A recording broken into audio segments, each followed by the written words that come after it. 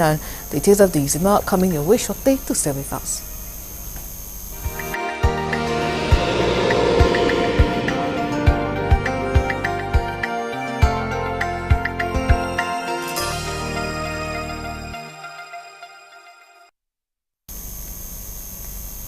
Many thanks for staying with us. Now, details of the news. President Bola Tinubu has condoled with members and leaders of the Tijaniya movement in Nigeria over the death of 14 members killed in an auto crash on Sunday. The victims were on their way from Kwandari in Plateau State to a Maulid-Nabi celebratory event in Seminaka, Kaduna State, when their bus collided with a truck at Liri town of Kaduna State. Bayo Nonuga, special advisor to the President Information and Strategy, in a statement, said the President condoled with the families of the dead and injured and with the government of Kaduna and Plateau states. Nonuga said that the President prayed for the repose of the soul of the departed and directed the Federal Road Safety Commission (FRSC) to improve highway monitoring and reduce the number of road accidents nationwide. Barely a week after the signing of the Cape Town Convention CTC practice directions, Vice President Kashim Shettima has again assured stakeholders in the country's aviation sector of the federal government's commitment to creating a more conducive and better operating environment for airlines. Senator Shettima gave the assurance on Tuesday during a meeting with stakeholders in the aviation sector and the DAGs of Airline Operators of Nigeria (AON) at the Presidential Villa, Abuja. The meeting was part of the federal government's bid to address foreign exchange issues and the backlog of payments with the Central Bank of Nigeria. The National Arch Commission on the Airline Operators of Nigeria, Chief Executive Officer of Air Peace Allen Onyema, noted the fragile nature of airline operations, saying airlines are exceptional and any little thing can take an airline out of the market. Onyema particularly praised the federal government's bold step in signing the CTC practice directions last Thursday, which he said will have far-reaching effects. Earlier, the special advisor to the president on PEBEC and investment, Dr. Jumoke Oduwole, said the meeting was fruitful as the federal government continues to explore ways of enhancing the business environment in the country. We were all here, 4 days ago, precisely on Thursday, when the historic signing of the Cape Town Convention practice direction came into being. Is part of the same work, the ease of doing business. The present government is very, very serious about ease of doing business. Some of the fallouts from that previous meeting is why we are here today. The vice president is the one midwifing this. He's the chairman of PEBEC. PEBEC, you know what that means? Is about ease of doing business in Nigeria, and very, very desirous of moving indigenous businesses forward. That's why we're here. We had some challenges which they discussed, and we are satisfied. The government is going to attend to that. They want the airlines and other businesses in Nigeria to succeed. And has set up a small committee, so we're going now to continue the discussions.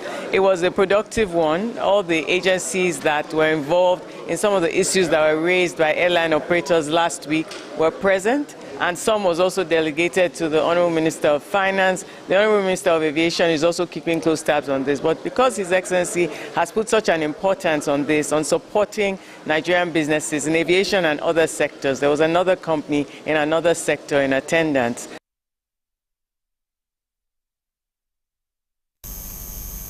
The federal government has promised to support any vision, initiative and system that encourages creativity and entrepreneurship, foster inclusive and equitable learning environment.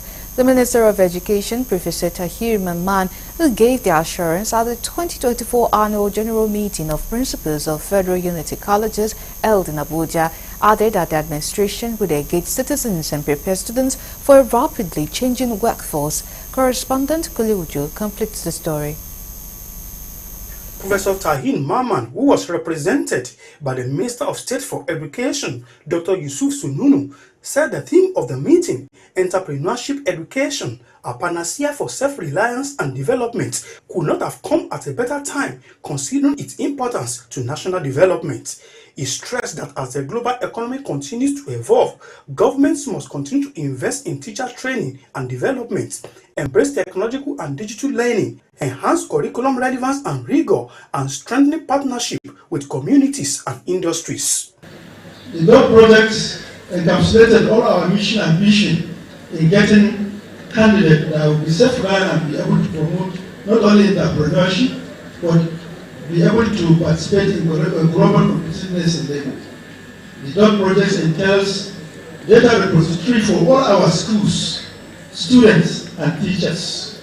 It also focuses and addresses the issue of out-of-school children, who are the major, which constitute a major thematic area in ECWAD agenda of Mr. President.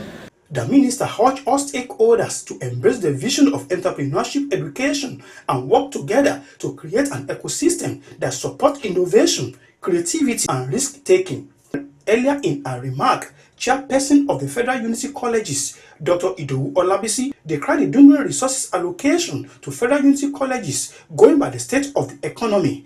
Other speakers at the event stressed that integrating entrepreneurship education into curriculum will not only empower students with practical knowledge, but also contributing to the nation's goal of building a self-reliant, innovative, and industrial citizenry. We have another opportunity to build ourselves. This gathering, I will say, is our agenda-setting meeting. Let us set about skilling our products, so we will not only churn out quantitative but highly qualitative products. I pray that God grants us the wherewithal to do so.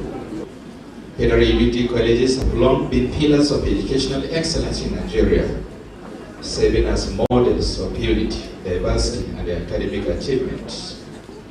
It is through gatherings like this that we can collectively explore new strategies to enhance their leadership, improve school administration, and ensure the academic and the moral development of our students. The Commission has developed the National Minimum Standards for Senior Secondary Education in Nigeria. This document was adopted at the last JCC plenary and now awaiting approval of the National Council on Education. The Commission in the last 2 years has trained over 600 senior secondary school teachers of English language and mathematics on the enhancement of pedagogical skills, focusing mainly on the perceived difficult concepts. The meeting features presentation of papers by distinguished speakers, as well as recognition of best performing Federal Unity Colleges in 2024. From Abuja, Kunle Ojo, Galaxy TV.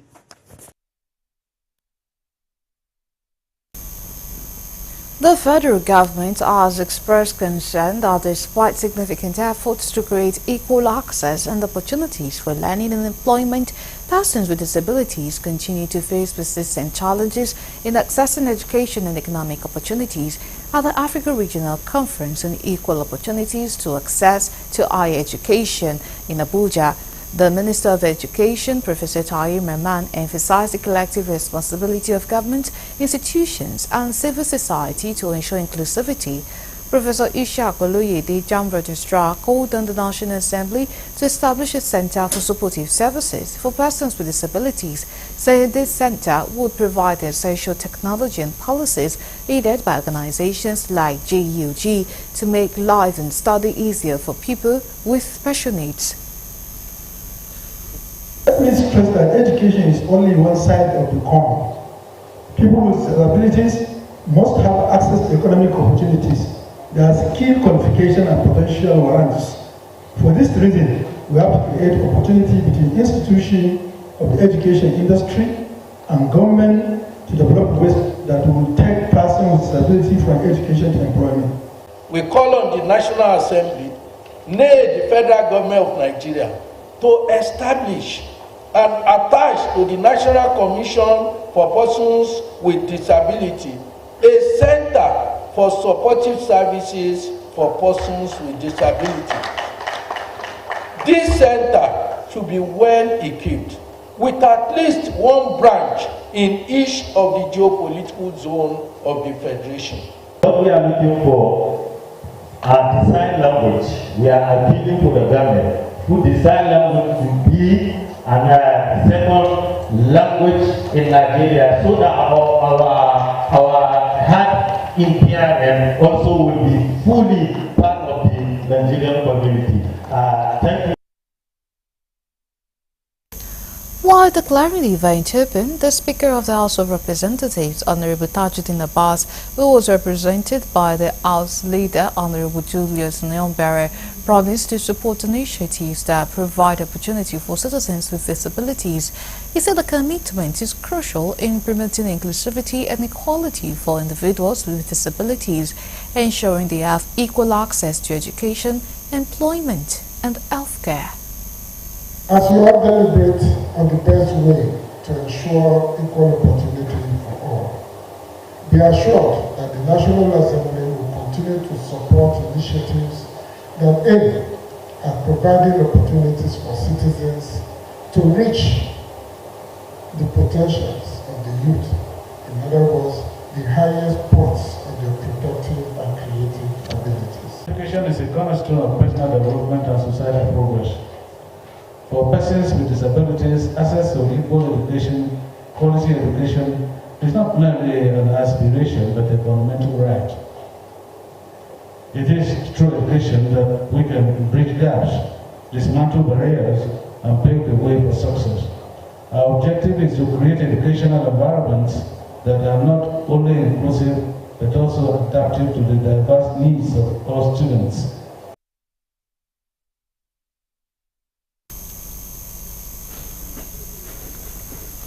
Residents in Palpi community and Abuja suburb in Buhari Area Council and the FCT are now living in fear following a mini earth tremor noticed in a section of the community going into the third day. Palpi is situated less than 10 minutes from the Abuja Eyebrow district of Maitama. It's densely populated with many low earners as well as middle class among its residents. Residents who spoke to journalists disclosed that the earth tremor experienced accompanied with a devastating sound. It was first noticed on Saturday and continued on Sunday as well as Monday. The situation is well noted around areas like PW Neighborhood, Amupo 24 Barracks, two areas sandwiched by the lonely single road that leads into the community. It has also been heard around Katambe Junction, the area linked with the Murtala Muhammad Expressway. Some of the residents claim the buildings shake whenever the movement takes place, causing fear in the minds of the residents. They said there was movement about 10 times on Saturday alone from when it started, sometimes around 4 p.m., adding that the situation got worse the following day on Sunday. It was alleged that the incident has been a routine occurrence in the access, just as residents appeal to appropriate authorities to come to their aid. You're still on to the news on Galaxy TV. Coming up next.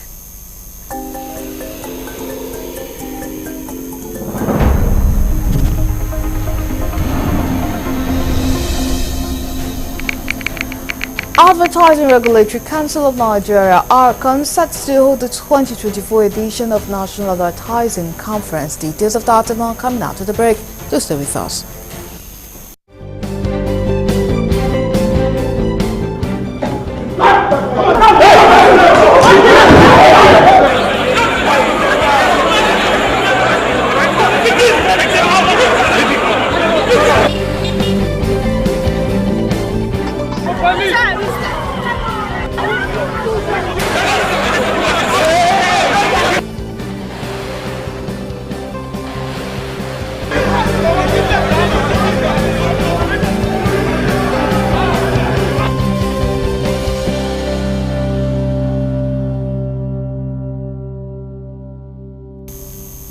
We are glad to have you back. Now for more updates and latest news, please visit our website www.galaxytvonline.com.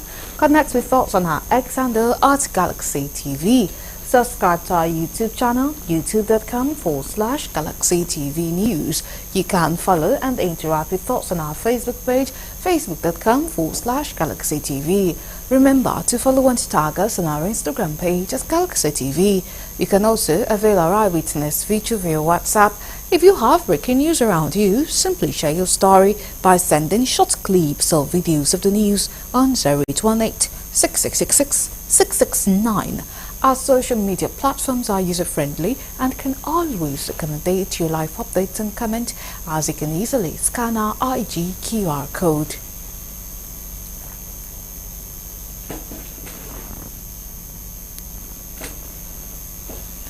Federal Government of Nigeria has begun free conversion of 150 commercial vehicles in Oyo State in a bid to achieve a cheaper and sustainable transport sector. This was made known in Ibadan by the Business Development Executive of the Presidential CNG, Louisa Afo, as part of government's efforts to provide cheaper alternative to the high cost of premium motor spirit. Amid the ongoing fuel crisis in Nigeria, the federal government has intensified efforts to promote the compressed natural gas initiative, with conversion kits being distributed to approved centers nationwide for commercial, as it is free of charge, while private vehicles get 50% discount. The transport unions, who were also engaged and sensitized on the benefits of CNG innovation, welcomed the development in the state transport sector. However, a new CNG user expressed concern about the cost of conversion, appealing to the government to address this challenge. It's cheaper. It is what we have. In short, Nigeria is not an oil country. It is a gas country. We have more gas in Nigeria than oil. So our oil is finite. Gas is here to stay. We have a lot of it. So it's more sustainable. It's free for commercial vehicles. NATO, NURTW, RATAN, and even the state transport vehicles here. So it's free for them. And then we have a 50% discount for ride shares and e-hail. Before I did it, I cover about 60 kilometers from my house to my workplace every day, to and fro. And then I used to buy 50,000 naira worth of PMX minimum to satisfy that need. And that means every month I buy between 200,000 and 250,000. But I must tell you, since I installed CNG, my average monthly spending for the same distances has been about 26,000 to 30,000. And through the inquiry, we are inquiring on the CNG. So by the grace of God, it's very cheaper than the cost we are buying the fuel before. But definitely, the moment we started with the CNG, the price of our vehicle must go down.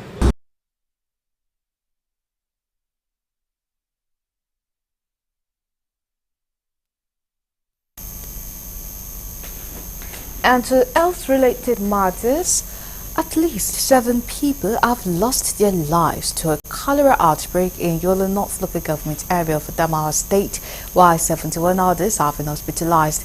According to NEMA, the cholera outbreak was caused by a recent flood that contaminated the community's drinking water sources. The statement added that around 100 people were also under monitoring and observation. NEMA further disclosed that it had collaborated with the state government to implement emergency measures aimed at mitigating the impact of the disease. NEMA, along with the Adamawa state government, has initiated emergency measures including chlorinating toilets and providing water treatment to reduce the spread of infection. They have also conducted community education to raise awareness about the disease. NEMA is closely monitoring the situation and coordinating with stakeholders for timely intervention.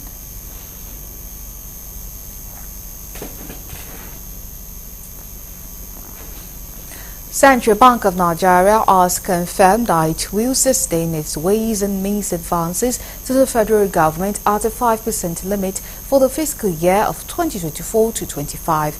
The latest development is contrary to a bill passed by the National Assembly, which raised the maximum borrowing percentage in the Act from 5% to 10%. This information is based on the Monetary Credit, Foreign Trade and Exchange Policy Guidelines for the fiscal years 2024 to 25, published by the Apex Bank on Tuesday. The guideline aligns with the MTFF, under which the CBN will manage expectations implement time-consistent policies, address shocks to support the ongoing recovery, and ensure the country's macroeconomic stability. The CBN added that the advances would now be determined after recognizing the sub-accounts of the various MDAs, which are now linked to the Consolidated Revenue Fund to arrive at the FGN Consolidated Cash position. To the story teased earlier, Advertising Regulatory Council of Nigeria, ARCON, is set to hold the 2024 edition of National Advertising Conference. National Advertising Conference is a platform for members of the marketing communications professionals across different levels to convocate and deliberate on variables for improvement of the sector. Details in this report. Putting into cognizance the current change in cost of doing business, especially on the production line, and consumer purchasing power, which has declined due to increase in prices in the face of low wages, the theme for this year's conference, Navigating the Shift, Technology, Culture, and New Business Models, is to create a befitting action plan that will suit the current situation in business world. Some of those topics will be talking about regulation, for example.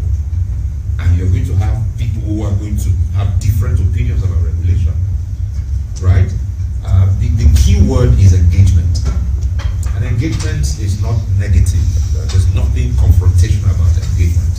And that is what we try to engender.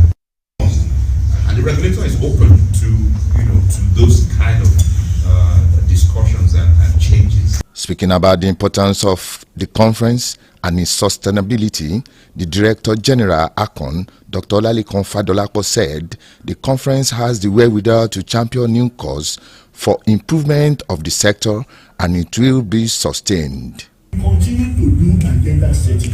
One of the few things I believe will be taken is where we are able to discuss issues around our business, challenges, ease of doing business and everything. And by the time we come out of that conference, the regulator and the operators in terms of the HAG, we should be able to sit down and say, okay, this one we need to tick, this one we need to tick, this one we need to, because at the end of the day, we are getting the growth of it's not just about policy.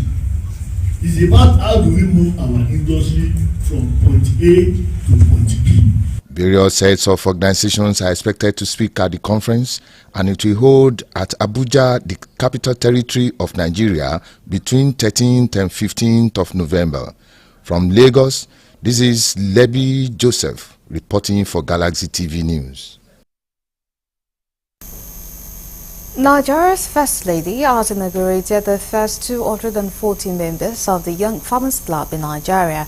The induction and launch of the club, which is a collaboration between the Federal Ministry of Agriculture and Food Security and the Renewed Hope Initiative (RHI), aims to catch the young youth early so as to inculcate in them the love of agriculture and farming.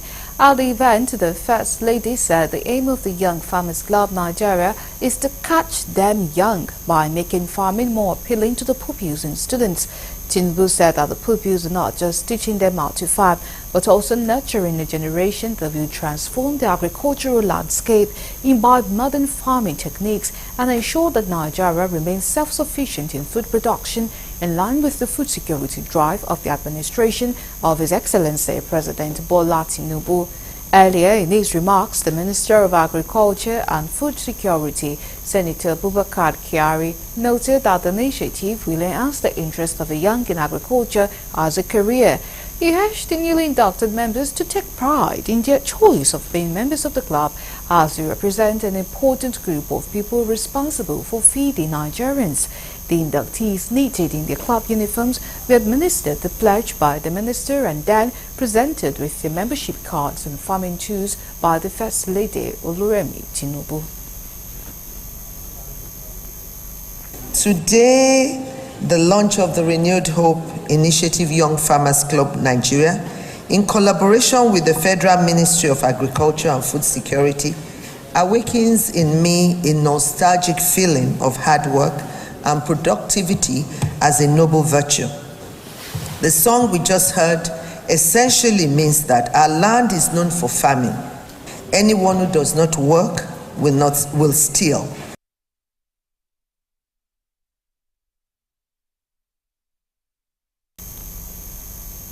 Humanitarian Coordinator in Nigeria, Mohammed Fall, on Tuesday announced the sum of $6 million from the Nigerian Humanitarian Fund to support flood victims in Borno State. A loud dam located just over 10 miles to the south of Maiduguri, the capital of Borno State, collapsed on September 10, compelling hundreds of thousands of people to flee from their homes. UN spokesperson Stefan Jarek at a news conference on Monday in New York said the joint mission comprising UN agencies and NGOs alongside the Nigeria Red Cross Society visited the main city of Maiduguri over the weekend. Jarek said that they met with people who had been impacted. Many of them had already been displaced multiple times by conflict and insecurity in the area, and that the staff of the UN Office of the Coordination of Humanitarian Affairs were also working closely with donors to secure additional funding. The Nigerian Exports Promotion Council, in conjunction with Ogun State Government, has commenced distribution of high-yielding cashew seedlings to cashew-growing farmers across the 3 senatorial districts of the state. The chief executive officers of the council said this is aimed at improving production as well as diversifying of the country's economy through the agricultural sector and its value chain in order to take the full advantages of the cash crop and its value chains, and as part of effort towards the implementation of one state, one product. The state government, in partnership with the Nigerian Export Promotion Council, in distribution of 1,000 high-yield cashew seedlings to farmers in the state. The state governor, Dakwa Abiodun, represented by the state head of service, Kehinde Onosanya, said the program is pivotal in positioning Ogun State as a key player in Nigeria's cashew export market, contributing to the nation's overall economic diversification and excellent opportunities towards addressing issues of capacity building, access to market and technology, towards fostering friendly operating environment. Some of the farmers commended the initiative, saying this will ensure high productivity. This done, the head of service joined others in the symbolic planting of the high-yield cashew seedlings and distribution to farmers in the state.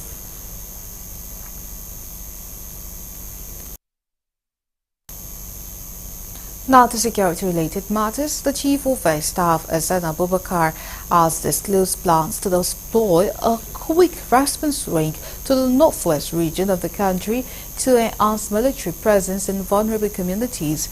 A quick response wing in the Air Force refers to troops on standby, ready to respond to emergencies. Abubakar, according to a statement on Tuesday by the Deputy Director of Public Relations and Information for the Nigerian Air Force, Group Captain Kabiru Ali, made the disclosure during an operational tour of the air component of Operation Adarin Daji and the 213 forward operating base in Katsina State.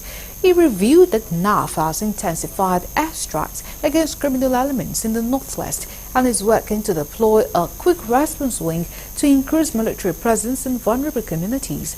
He stressed the need for a comprehensive strategy to achieve lasting peace, noting that kinetic actions alone cannot eliminate insurgency.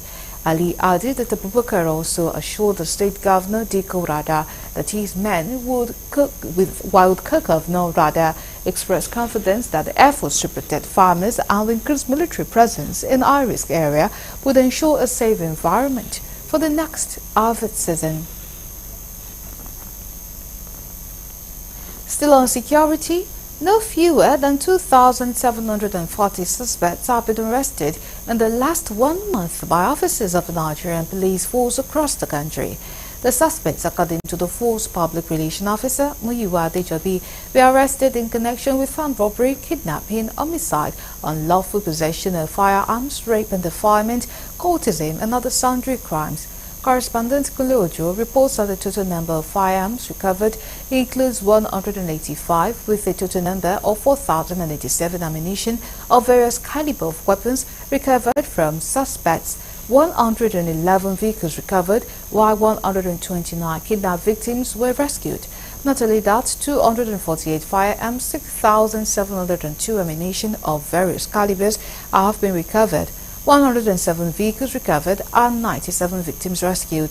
The Force Public Relations Officer, ACP Olumuyiwa Adejobi, while parading 14 suspects arrested by the FIDIRT in Abuja, highlighted the progress made in the effort to combat crime in Nigeria. Over the last 1 month, the Nigerian Police Force has made remarkable achievements in the fight against crime and criminality, including violent crimes, recording the arrest of 295 armed robbery suspects, 186 kidnappers, 271 murder/homicide suspects, and 71 suspects for unlawful possession of firearms. The force has also arrested 199 suspects for sexual-related offenses, 143 suspects arrested for cultism, and 1,575 suspects arrested for other various crimes. Adejobi also revealed that a 3-man gang syndicate will be arrested in connection with gun-running operation in Bauchi State. While speaking with journalist Tamako Mato, who was an instructor in weapon handling for the youth in his community, confessed to have been installing the PKT machine gun and an unspecified number of ammunition from the Boko Haram terrorist abandoned vehicle. Other suspects also confessed to the crimes they were arrested in connection with. I went through Google and I found this restaurant and I chatted them up, demanding if they had so goods, that's liquor in particular. They said yes, and then I placed another, fabricated a receipt through my computer on Paint app, and then sent it to them. They confirmed payment and asked if I would come over to pick it or it will be delivered. I have not been into the business, as it is said. It was after 2013, 2023, no, 2015 election. 2 days after the election, that Boko Haram attacked our community. When the youths and the security personnel stood their ground and chased the Boko Haram. Longer throat, not long throat. Long throat, sir. Or longer? Long throat, sir. He said it's longer throat. How have you been operating in Edo, Jos, and Abuja? Let us assume that your people love you in Anambra, they have trust in you, they never suspected you. Fine, you had your ways. But here in Edo, Jos, and Abuja, how do you do it? The leadership of the Inspector General of Police remains steadfast in its quest towards ensuring perpetrators of heinous crimes are brought to book and creating an enabling environment for the general public to go about their daily lawful activities without any form of fear. A new Commissioner of Police, Ishola Lanriwaju Lawale, has assumed duty as the 40th Commissioner of Police at the Lagos State Command. It takes over from CP Adegoke Fayoade, who has been promoted to the rank of Assistant Inspector General of Police and central deployed as AIG Zone 2 Headquarters, Onikon, Lagos. Speaking with journalists after the handing over right at the State Police Command Headquarters, the former Commissioner AIG Fayoade said he's confident that the new CP will build on the existing security network in the state. Yeah, my advice to the CP is to sustain the level of safety and security in the state and improve on it. We have spoken, I've briefed him on what is on ground, and I'm sure he's going to improve on what is on ground.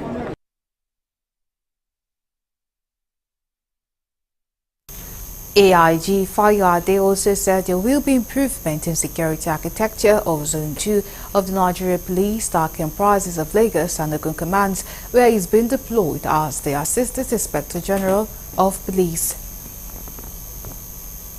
Lagos and Ogun is that they should expect better security and safety in the two states. The zone will complement very, very efficiently the duties, the performance of the two CPs in the state.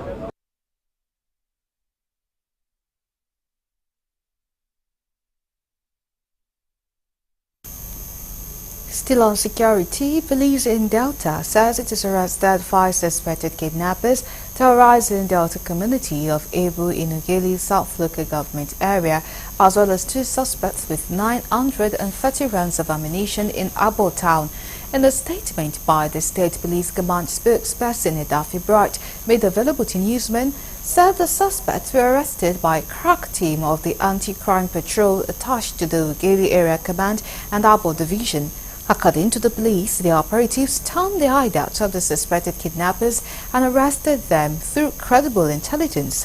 The sum of 450,000 naira, which was part of the ransom money collected from one of their victims, was recovered from the suspect, as well as 1 locally made double-barrel gun and pistols, a suspected stolen Toyota car, and 38 rounds of AK-47 ammunition was also recovered during a search on the hideout of the criminal, according to the police.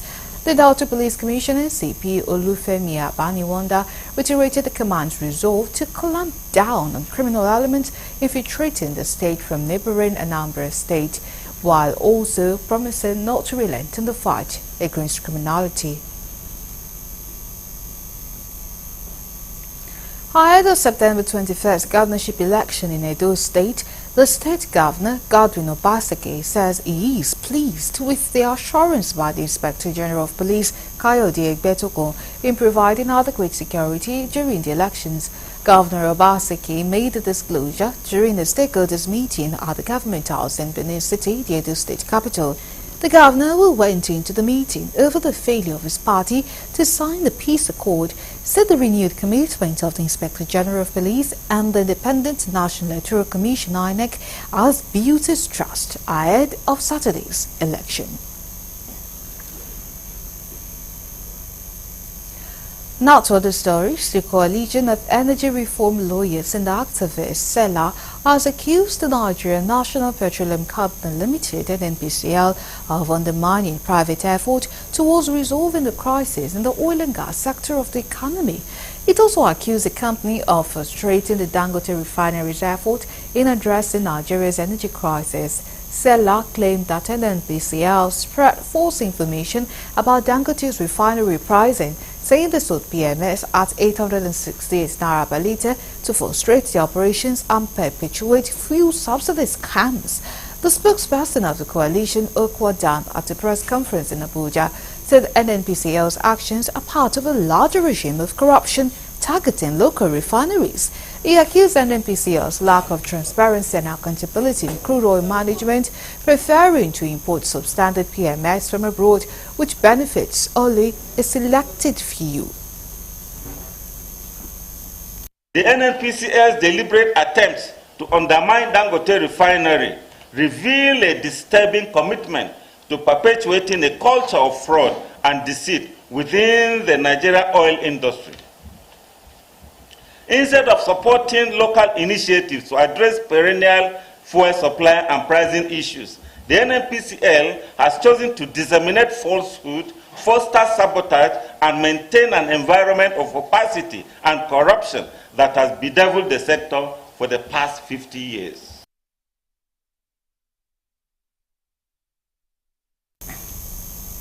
You're still on to the news on Galaxy TV. Let's go on a break. When we come back, the news continues.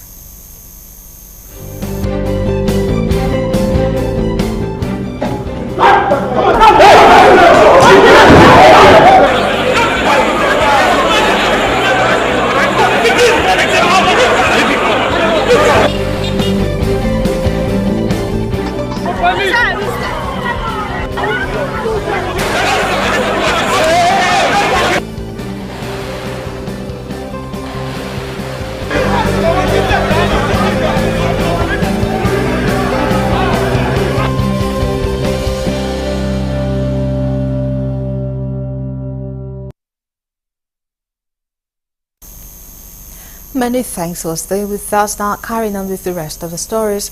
The death toll from the Kaduna Eid al-Maulud auto crash has risen to 40, with most victims being children.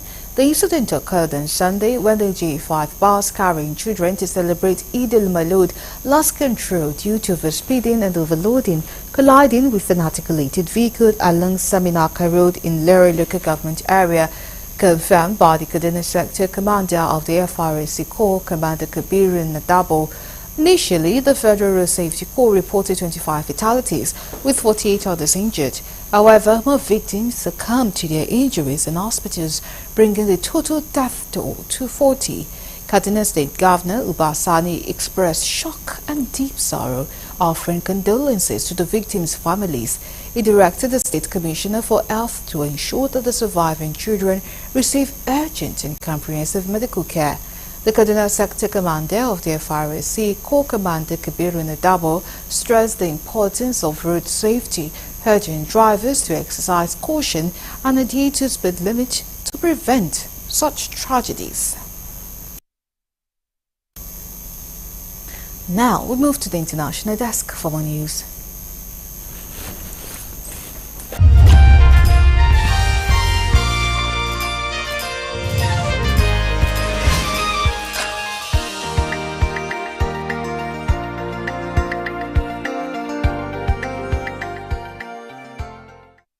Hello and welcome to the foreign news. Israel announced on Tuesday that it is expanding its war effort, shifting focus from its nearly year-long campaign against Hamas in Gaza to also address Hezbollah along its northern border with Lebanon. This comes as U.S. Secretary of State Antony Blinken is expected to return to the region later this week to attempt to revive stalled ceasefire negotiations for the Israel-Hamas conflict in Gaza. Previously, Israel's objectives were primarily centered on crushing Hamas and securing the return of hostages taken by Palestinian militants during the October 7 attacks, which triggered the ongoing war. While the war has primarily concentrated on Gaza, the continuous exchanges of fire between Israeli troops and Hezbollah, an ally of Hamas in Lebanon, have displaced tens of thousands of people on both sides of the border. The Political Security Cabinet updated the war aims this evening, adding a new goal, the safe return of the northern residents to their homes, a statement from Israeli Prime Minister Benjamin Netanyahu said. Two Chinese Coast Guard ships arrived in Russia Far East on Tuesday for a series of joint drills and patrols with Moscow's forces. The exercise, dubbed Pacific Patrol 2024, comes just a week after Chinese and Russian warships sailed through the Sea of Japan for a defense drill, and as both countries ramp up their military cooperation. During the visit, a number of events are planned, including joint exercises and patrols. A welcoming ceremony for the flotilla was held on 17 September. Moscow and Beijing have deepened military and economic cooperation in recent years, an alliance that has drawn anxiety from the West as both countries seek to counterbalance what they see as a United States-led global order. China sent 4 warships and a supply vessel to Russia last week for the start of Moscow's Ocean 2024 exercise, part of the largest drill of its kind for 3 decades. Armed men attacked a military training school in Mali's capital, Bamako, during an early morning assault in which numerous areas across the city were targeted. In its statement, the army described the assailant as terrorist after residents reported hearing gunfire on Tuesday. The army said the attackers had struck a gendarme school near the city's airport, but that the situation was now under control. Mali is one of the several West African countries that have been fighting an Islamist insurgency for more than a decade. However, it is not clear who was behind Tuesday's shooting. Bamako Modibo Keita International Airport has been closed following the attack.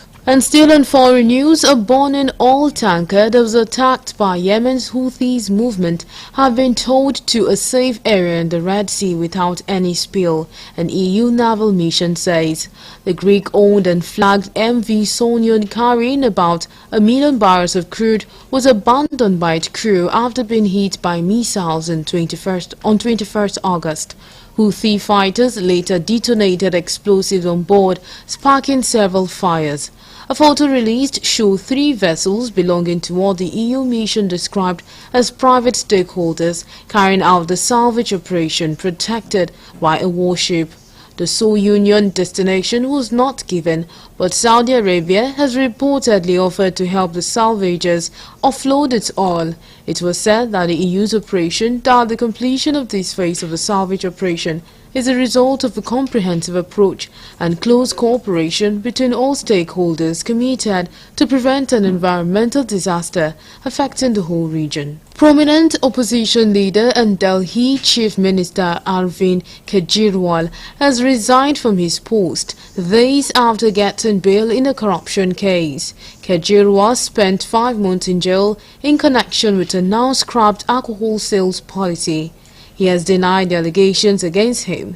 He said that he will take up the post only if people re-elect his Aam Aadmi party in the upcoming assembly elections. Kejriwal's colleague and senior Delhi minister Atishi will replace him as the leader of the government, the party announced on Tuesday.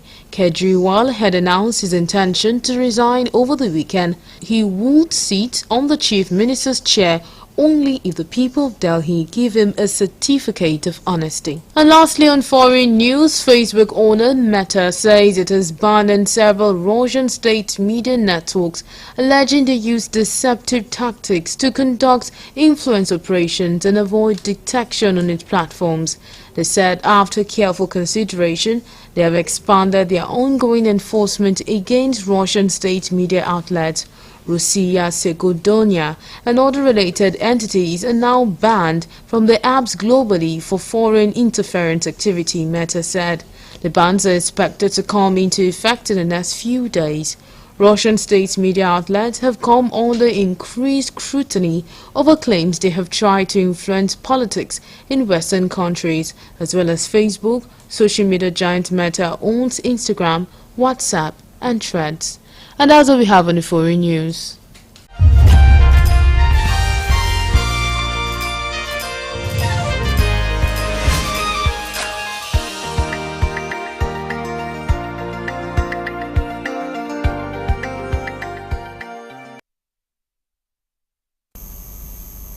Coming your way next, entertainment news.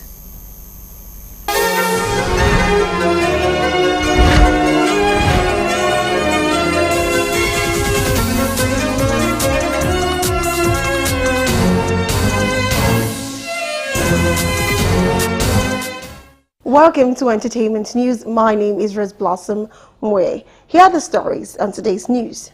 Nollywood actor Lekon Olatunji has penned an emotional tribute to his late wife on her first remembrance. It was reported in September last year that the actor had lost his beloved wife and mother of his 3 children. Lekon noted how God was unquestionable as he revealed that his wife died after spending millions of naira on her health for surgery. It's been a year since her demise, and the actor took to his Instagram page during the weekend to visit her grave. Penning a touching note to his late wife, he noted how the pain of her absence still lingers on as a day doesn't go by without the thought of her. He described his late wife as not only his spouse, but his strength, anchor and companion. He further noted how she was a beacon of light in their home. Lekon stated that as they honor her memory, they are celebrating a meaningful life that she lived, as she would forever remain in their heart.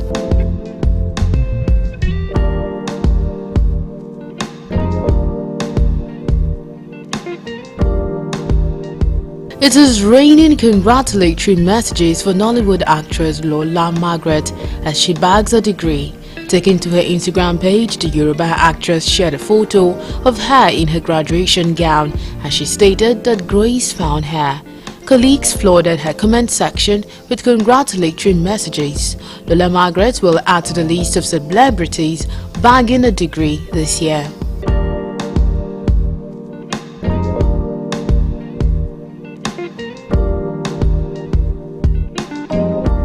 Abubakar Musa, also known as Gucci Branch, an associate of Malian music boss Hafiz Fashola, professionally known as Naira Marley, has called him out alongside Bukuli and Zlatan Ibile for abandoning him in the trenches. In an interview with content creator Romantic Eye, the young man revealed how he was abandoned by Naira Marley and Zlatan and how Bukuli used his account to blow. Gucci Branch, who was in a viral iconic EFCC photo, solicits for help as he reveals they have refused to give him update, rather avoid him and tell people he is dead.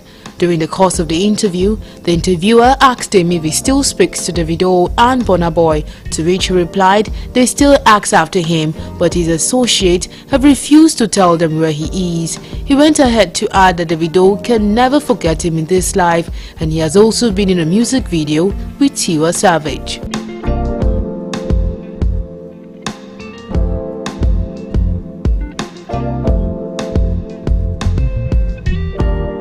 Veteran Nollywood actor Emmanuel Franz has passed away. Franz, believed to be in his 80s, was celebrated for his roles in films such as Cross My Scene, She Is My Sister, and a director. Nigerian filmmaker Femi Ogidengbe confirmed Franz's death via his Instagram page on Monday, expressing sadness and recalling their fond memories together. As of the time of this report, the cause of Franz's death remains unconfirmed. His passing has left fans and colleagues in shock and grief, coming just days after the death of another Nollywood actor, Big Larry.